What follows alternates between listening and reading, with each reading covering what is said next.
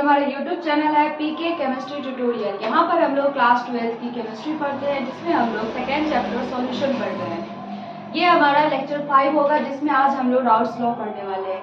Last lecture में हम लोगों ने हेनरी कांस्टेंट और हेनरी लॉ के बारे में पढ़ा था। हेनरी लॉ में किन सॉल्यूशन के बारे में डिस्कस करते हैं हम लोग हेनरी में, जिसमें हम लोग जो है वो गैसेस इन लिक्विड सॉल्यूशन की बात करते हैं। गैसेस का सॉलिबिलिटी लिक्विड में कैसा होता है, इसको हम लोगों ने हेनरी लॉ में समझा था। आज की लॉ में आज हम लोग देखने वाले हैं राउल्ट्स लॉ। राउल्ट्स लॉ हमारा जो थर्ड सॉल्यूशन है, जो हम लोगों ने देखा था लिक्विड इन लिक्विड सॉल्यूशन, उसके बारे में हम लोगों को बताता है। ठीक है, बट यहाँ पे एक चीज ध्यान देने वाली है कि ये जो हमारा लिक्विड है ये वोलेटाइल लिक्विड होने वाला है। ठीक है, तो हम लोग लेक्चर स्टार्ट करते हैं।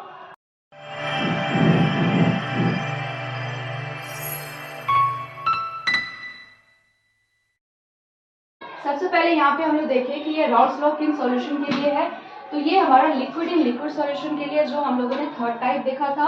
और यहाँ पर जो लिक्विड है वो वोलेटाइल नेचर का है। क्या मतलब है वोलेटाइल का? वोलेटाइल कहने का सेंस है बच्चों कि यहाँ पर जो लिक्विड है वो हमारा इजिली वेपर बना सकता है। ठीक है, तो अगर उसकी वेपर इजिली बन सकती है तो यहाँ पे हम लोग हेनरी से उसको डिलेट कर सकते हैं, क्योंकि हेनरी ने क्या बताया था कि गैसेस की सॉलिबिलिटी हमारे लिक्विड में कैसा है। और यहाँ पर ये बताया जा रहा है कि ये जो लिक्विड है पहले वो अपना वेपर बनाएगा, देन उसकी जो प्रेशर है, उसकी जो सॉलिबिलिटी है उस लिक्विड में, वो हम लोग को देखनी है। ठीक है, तो यहाँ पर हमारा क्या होने वाला है, ये जो सॉल्यूट होगा, मतलब कि हमारा जो लिक्विड जो उसमें घुलाया जा रहा है वो हमारा वोलेटाइल नेचर का होना चाहिए। ठीक है, तो यहाँ पे हम लोग देखते हैं कि राउल्ट्स लॉ का स्टेटमेंट क्या है। क्या कहता है Raoult's law? It states that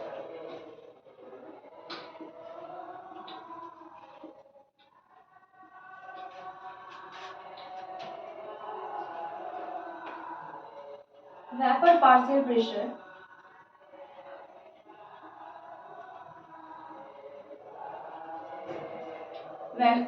vapor partial pressure of each component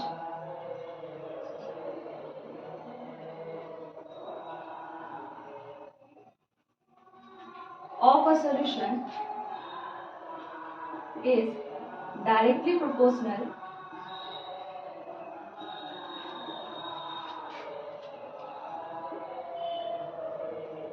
to its mole fraction।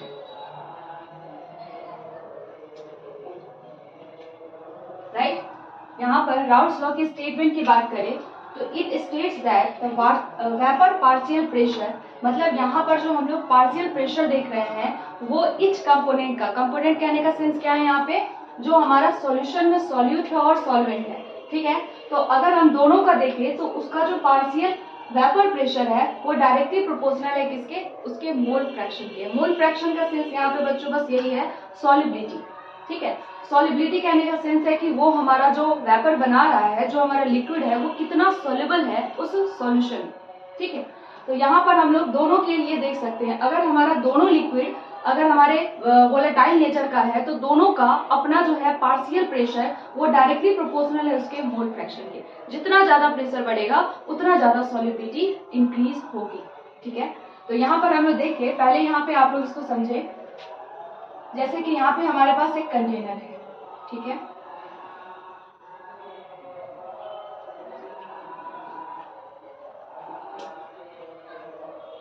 इसमें एक कंपोनेंट डाला गया है जिसको हम लोग ए मानते हैं। ठीक है, तो यहाँ पर इसका अपना एक वेपर बनेगा, क्योंकि ये क्या है, ये वोलेटाइल नेचर का है। ठीक है, इसका अपना एक वेपर बनेगा जो कि एक प्रेशर क्रिएट करेगा, कहाँ पर, उसके अपने सरफेस पे। ठीक है, तो चूंकि यहाँ पर सिर्फ हम लोग एक कंपोनेंट की बात किए हैं तो वहां पर जो प्रेशर होगा वो किसका प्रेशर होगा, सिर्फ इसी सॉल्यूट का प्रेशर होगा। अगर मान लेते हैं ये सॉल्यूट है जो कि हमारा एक लिक्विड है। ठीक है, इस कंटेनर में हमारा सॉल्यूट है और उस सॉल्यूट को हम लोगों ने ए से डिनोट करा है। और यहाँ पर चूंकि सिर्फ सॉल्यूट ही है यहाँ पे, तो उसका भी प्रेशर क्या होगा, ओरिजिनल प्रेशर होगा। इसको हम लोग पी ए नॉट के नाम से रिप्रेजेंट कर रहे हैं। ठीक है, पी ए नॉट क्या है, यहाँ पे पार्शियल प्रेशर है, बट अभी सिर्फ वो सॉल्यूट का ही है। ठीक है, बिल्कुल प्योर है, इसे हम लोग बोलेंगे प्योर।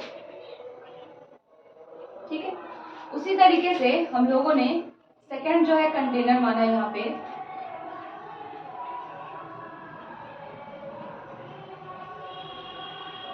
ठीक है, और इसमें हम लोगों ने कोई सॉल्वेंट रखा है जिसको हम लोगों ने बी बोला, ठीक है, और यहाँ पे इसका अपना वेपर प्रेशर है।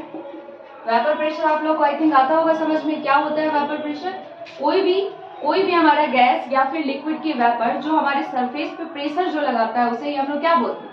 वेपर प्रेशर, है ना। तो यहाँ पर इसका अपना वेपर प्रेशर है, इसे हम लोग क्या बोलेंगे? ये भी प्योर है क्योंकि इसमें और कोई भी चीज ऐड नहीं की गई है, तो यहाँ पे इसे हम लोग PV0 बोलते हैं। और इसमें क्या डाला गया है? सॉल्वेंट, जो कि क्या है? एक लिक्विड है। कौन सा लिक्विड? वोलेटाइल लिक्विड, ठीक है, क्योंकि वोलेटाइल इसलिए उसके भी वेपर बन रहे हैं। तो यहाँ पर उसका भी क्या है? पार्शियल प्रेशर, जो कि क्या है? ये भी प्योर है, ठीक है। लेकिन हम लोग क्या कर रहे हैं यहाँ पे? अब इन दोनों को ऐड कर दे रहे हैं, ठीक है।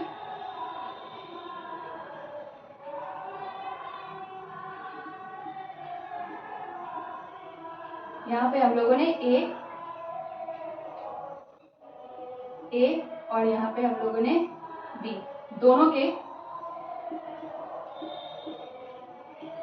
लिक्विड को यहाँ पे मिला दिया। और अभी जो प्रेशर बन रहा है ये प्रेशर दोनों का है, ठीक है, PA प्लस PB, ठीक है, ये क्लियर है। तो अब क्या बना दिया हम लोगों ने? पहले एक कंपोनेंट को अलग अलग हम लोगों ने देखा है। यहाँ पे कंटेनर A है, यहाँ पर कंटेनर B है। यहाँ पे हम लोगों ने सॉल्यूट लिया जो कि एक लिक्विड है, उस टाइम पे इसके वेपर बन रहे जो कि प्योर है, और उसको हम लोगों ने नाम दिया PA0। और यहाँ पे वही हमारा दूसरा कंटेनर है B, जिसमें हम लोगों ने सॉल्वेंट रखा है और उसका प्रेशर है PV0, ठीक है। अब क्या किया हम लोगों ने? दोनों को मिला दिया, मिक्स कर दिया। मिक्स करने के बाद क्या हो रहा है? ये कंटेनर में दोनों के कंपोनेंट मौजूद हैं, तो यहाँ जो प्रेशर बन रहा है वो PA प्लस PB है, ठीक है। तो यहाँ पर जो ये प्रेशर है, अब यहाँ पे ध्यान दो आप लोग, नॉट नहीं लगाया है हमने। इसका क्या मतलब है? अभी प्योर नहीं है, क्योंकि इसमें दोनों के कंपोनेंट मौजूद हैं, तो दोनों का अपना प्रेशर है, ठीक। अगर दोनों का अपना प्रेशर है तो ये अब प्योर तो नहीं रह गया, क्लियर है। तो अब प्योर नहीं है, तो ये PA और PB को हम लोग क्या बोलेंगे? इसको हम लोग क्या बोलेंगे? देखो बच्चों, PA is the partial pressure of solute A, ठीक है, पार्शियल प्रेशर है सॉल्यूट A, ठीक है, इन सॉल्यूशन। अब ये सॉल्यूशन की बात कर रहे हैं हम लोग, ठीक है। और उसी तरीके से यहाँ पर PB लिखे तो ये क्या है? Partial pressure of solvent B in solution, right. तो यहाँ पर solute A and solvent B दोनों का अपना पार्शियल प्रेशर। पार्शियल प्रेशर किसे बोलते हैं हम लोग? अगर आप लोगों को पता होगा तो पार्शियल प्रेशर हम लोग किसे बोलते हैं? एक अगर हमारे पास मान लो कि कोई कंटेनर है, ठीक है, और उस कंटेनर में डिफरेंट गैसेस मौजूद हैं, तो अगर डिफरेंट गैसेस मौजूद हैं तो उसमें से किसी एक गैस का पूरे पे लगने वाला प्रेशर कितना है, ठीक है। पूरे कंटेनर में जितने हमारे टोटल गैसेस हैं उन सब में से एक गैस का, इंडिविजुअल गैस का जो प्रेशर होगा उसे हम लोग पार्शियल प्रेशर बोलेंगे, ठीक है। तो पार्शियल प्रेशर यहाँ पे हम लोग A सॉल्यूट का देखें तो PA है और सॉल्वेंट का देखें तो PB है, ठीक है। और चूंकि ये सॉल्यूशन की बात कर रहे हैं तो ये प्योर नहीं है। अगर ये हम लोग अलग स्टेप बात करते तब ये प्योर रहता, बट ये अभी प्योर नहीं है, ठीक है। तो हम लोग यहाँ पर राउट्स लॉ के अकॉर्डिंग देखें तो ये प्रेशर जो है, पार्शियल प्रेशर, वो किसके प्रोपोर्शनल है? वो अपने मोल फ्रैक्शन के प्रोपोर्शनल है। तो यहाँ पर अगर हम लोग लिख दें अकॉर्डिंग टू राउट्स, ठीक है, according to Raoult's law, partial pressure is directly proportional to its mole fraction. यही कह रहा है हमारा, है ना। ये स्टेटमेंट में इसी को हम लोग मैथमेटिकली ऐसे लिख सकते हैं। तो partial pressure is equal to directly proportional to mole fraction. And यहाँ पर अगर हम लोग इसे डायरेक्टली का अगर हमें साइन हटाना है तो ये कांस्टेंट लगाते हैं, जिस कांस्टेंट का नाम यहाँ पे हम लोगों ने क्या रखा? PA0, ठीक है। और यही है हमारा राउट्स लॉ, ठीक है। PA0 क्या है बच्चों? यहाँ पर ये हमारा पार्शियल प्रेशर है, वेपर पार्शियल प्रेशर है, किसका? सॉल्यूट का। कब? जब ये अकेले था, इट मीन्स कि जब इसमें कोई इम्प्योरिटी नहीं थी, इट मीन्स कि कोई अदर चीजें इसमें मिक्स नहीं की गई थी, तब के लिए। तो ये तो कांस्टेंट टर्म होगा। हर लिक्विड का, हर वोलेटाइल लिक्विड का अपना एक प्योर पार्शियल वेपर प्रेशर होगा उसे ही हम लोग क्या बोलेंगे, कांस्टेंट टर्म है, और यही यहाँ पर ये कांस्टेंट होता है। हेनरी में बस यही डिफरेंस है बच्चों यहाँ पे कि वो हेनरी कांस्टेंट होता है और यहाँ पे ये पार्शियल वेपर प्रेशर होता है इन प्योरेस्ट फॉर्म। ठीक है, तो इसे हम लोग फर्स्ट इक्वेशन मान लेते हैं एंड सेम इसी को अगर हम लोग सेकेंड कंपोनेंट के लिए लिखें, P B is equal to P nought B X B, sorry यहाँ पे ए हो जाएगा है ना, क्योंकि उसी कंपोनेंट के लिए लिए हैं। तो ए यहाँ पे हम लोगों ने किसे रिप्रेजेंट करा बच्चों, सॉल्यूट को, और बी हम लोगों ने सॉल्वेंट को रिप्रेजेंट किया। ठीक है, अच्छा इसे हम लोग सेकेंड इक्वेशन मान लेते हैं। और यहाँ पे हम लोगों को एक और जो है वो लॉ की यूज होगी, वो है हमारा Dalton's law of partial pressure. Dalton law of partial pressure क्या कहता है उसे भी जरा देख लें हम लोग। Dalton's law of partial pressure,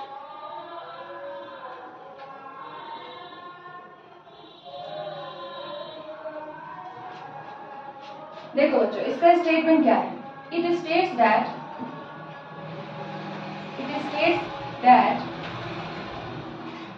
the total pressure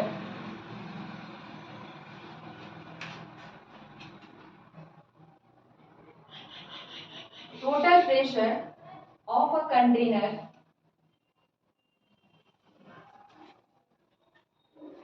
is equal to summation of या फिर algebraic sum of individual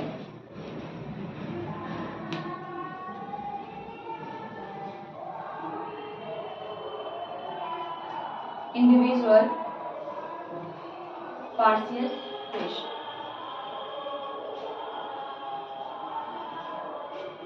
total pressure of a container नहीं, of a gases in a container, ठीक है, is equal to summation of individual partial pressure of different gases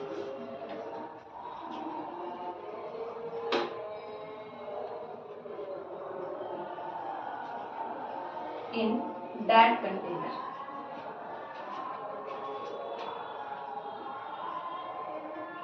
ठीक है, ये लग रहा होगा आप लोगों को कि क्या लिख दिए हैं, कुछ भी नहीं है, बहुत इजी है। It states that the total pressure of gases in a container is equal to summation of individual of partial pressure of different gases in that container. मतलब एक कंटेनर में अगर हमारे पास डिफरेंट गैसेस मौजूद हैं तो total pressure is equal to क्या होगा, P1 plus P2 plus P3 and so on. ठीक है, तो ये है हमारा क्या, ये है हमारा टोटल प्रेशर। ठीक है, अगर हमारे एक कंटेनर में डिफरेंट गैसेस मौजूद हैं तो वहां पे हर गैस का जो अपना पार्शियल प्रेशर है उसको अगर हम लोग जोड़ दें तो उस कंटेनर का हमें टोटल प्रेशर मिल जाएगा। यही है Dalton's law of partial pressure.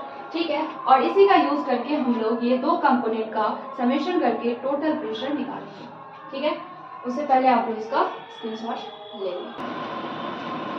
तो नेक्स्ट अब हम लोग Dalton's law of partial pressure के रिस्पेक्ट में राउट्स लॉ को देखें तो उसका क्या हमारा फॉर्मूला आता है देखते हैं। डाल्टन्स लॉ के अकॉर्डिंग हमारा क्या है, अकॉर्डिंग टू डाल्टन्स लॉ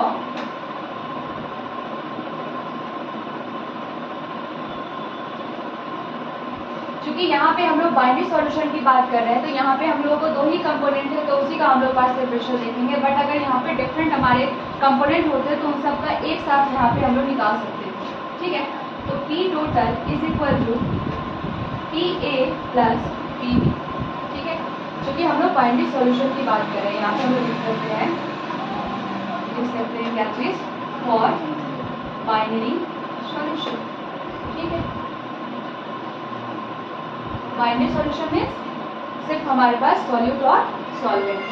ठीक है, तो P total is equal to PA plus PB और PA का फॉर्मूला फ्रॉम राउट्स लॉ क्या हो जाएगा बच्चों, यहाँ पे PA नॉट x से, x नहीं है यहाँ पे मोल फ्रैक्शन है 4 ही है बट इसे हम लोग x प्रोनाउंस कर देते हैं, ठीक है। P nought B and B, reason क्या लिखेंगे, PA is equal to PA nought XA, ठीक है, फ्रॉम राउट्स लॉ। तो यहाँ से हम लोगों को P टोटल क्या मिल गया, PA राइट XA प्लस यहाँ पर X क्या है बच्चों, यहाँ पे मोल फ्रैक्शन, ध्यान रहे XA and XB here is the mole fraction of component, ठीक है, components। तो यहाँ पर PB नॉट और XB की जगह पे हम लोग 1 माइनस XA लिख सकते हैं, ठीक है। इसका रीजन क्या डालेंगे, क्योंकि XA plus XB is equal to 1 है। सॉल्यूशन का टोटल मोल फ्रैक्शन क्या होता है, 1 के इक्वल होता है, इसलिए अगर हमें एक मालूम है तो दूसरे का उसमें से माइनस करके निकाल सकते हैं। तो यहाँ पर ये हमारा P टोटल आ गया PA nought XA plus PB not minus PB not XA, right. यहाँ पे हम लोग क्या कर सकते हैं, XA वाले को एक साथ लिख दें, ठीक है। तो P total is equal to P nought A XA minus P nought B XA plus PB nought, ठीक है। कुछ नहीं करें यहाँ पे, बस इस टर्म को हम लोग यहाँ लिख दिए, ठीक है, ताकि हम लोग यहाँ से XA को कॉमन ले सकें, क्लियर है। तो P total is equal to XA को अगर हम कॉमन ले लें तो क्या मिलेगा यहाँ पे, PA not minus PB not plus PB, ठीक है।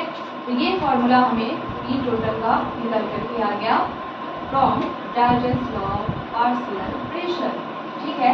यहाँ पर आप लोगों को इम्प्योर वाला जो है वो पार्शियल प्रेशर नहीं भी दे रखेगा, तब भी हम लोग यहाँ पे प्योर वाले से हम लोग निकाल सकते हैं, और प्योर वाला क्या है यहाँ पे, कांस्टेंट टर्म है। तो यहाँ से हम लोग क्या निकाल सकते हैं बच्चों, मोल फ्रैक्शन भी निकाल सकते हैं और टोटल प्रेशर भी यहाँ से निकाल सकते हैं। यहाँ पे हम लोग लिखते हैं ET stands for total pressure of a container, right.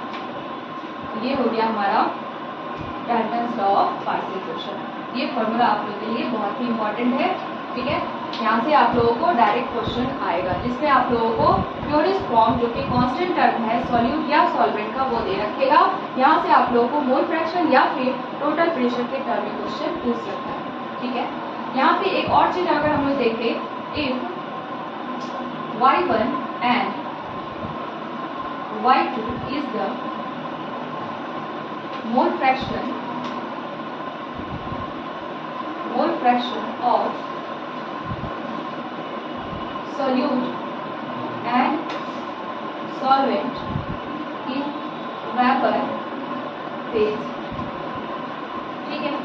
अगर यहाँ पे y1 एंड y2 जो है ये मोल फ्रैक्शन वेपर फेज में है, तो यहाँ से अगर हम लोग पार्शियल प्रेशर निकाले टोटल प्रेशर के रिस्पेक्ट में तो क्या होगा, तो यहाँ पर PA is equal to y1 P total, ठीक है। PA मतलब यहाँ पे पार्शियल प्रेशर है, ये हमारा प्योर फॉर्म नहीं है, ठीक है।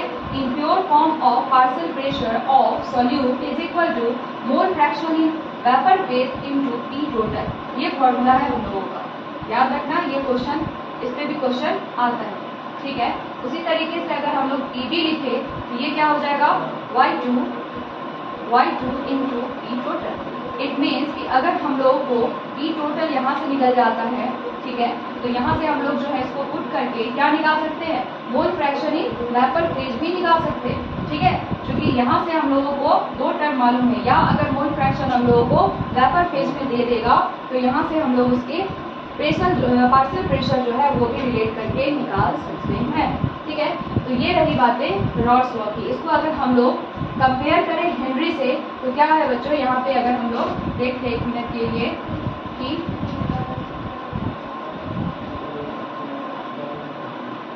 Comparison between Henry law and Raoul's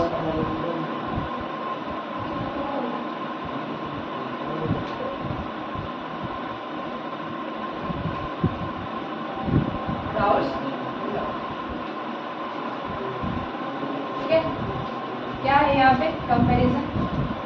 Henry का क्या था हमारा, pressure is equal to partial pressure is equal to K H into its mole fraction, right. और यहाँ से प्रेशर इज इक्वल टू क्या आ गया बच्चों, पी नॉट इंटू एक्स। ठीक है, डिफरेंस कहाँ पर है, के एच और पी नॉट, मतलब उसके कांस्टेंट में बस फर्क है।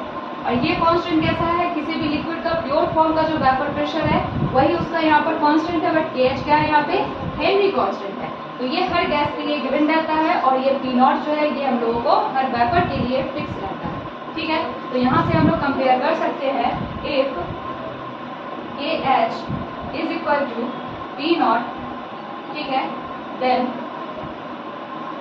Henry and Raoult's law